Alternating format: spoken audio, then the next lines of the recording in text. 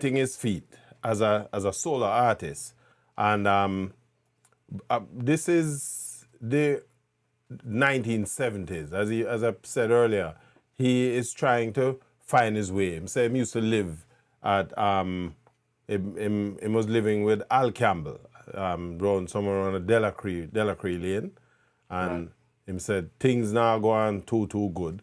You know, him still comb up him afro and him up and down, you know, and then bell bottom, bell foot pants, and he can get a singing gig.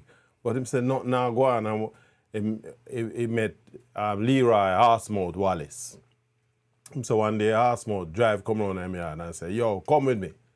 I said, come with you if you go do it. He said, just come with me, man. You're my like apprentice, so I carry you go meet some like uptown boy. And he said them youth are some like rich uptown youth who have band and all them things. But I'm not a singer.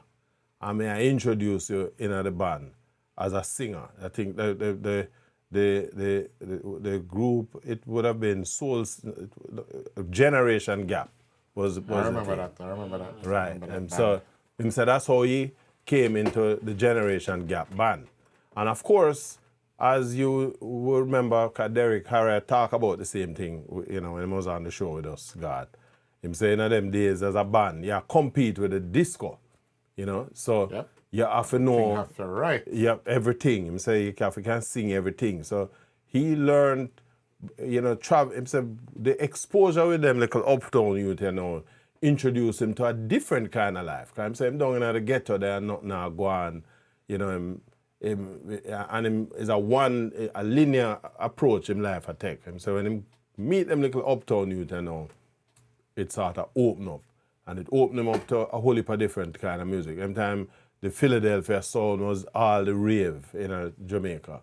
Yeah. So you have to can sing everything, you know, soul, funky, everything. Because, you know, if you know, do that, once the disco man turn on film disco, you know, and if the band can't match the disco, dog name your supper.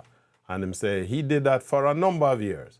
And then he moved on to Soul Syndicate, which was an even bigger, more established band. And over time, he became the lead singer in Soul Syndicate. So it sort of fits in when you're looking at Freddie's repertoire over the years. You know, you couldn't necessarily pigeonhole it. You know, some singers said the man had us strictly reggae or dancehall. Right. Freddie was, you know, he had that depth of experience covering all of the genres. And you could see, especially in the later years, the 80s and the 90s, how all of that experience impacted his work. Hi there.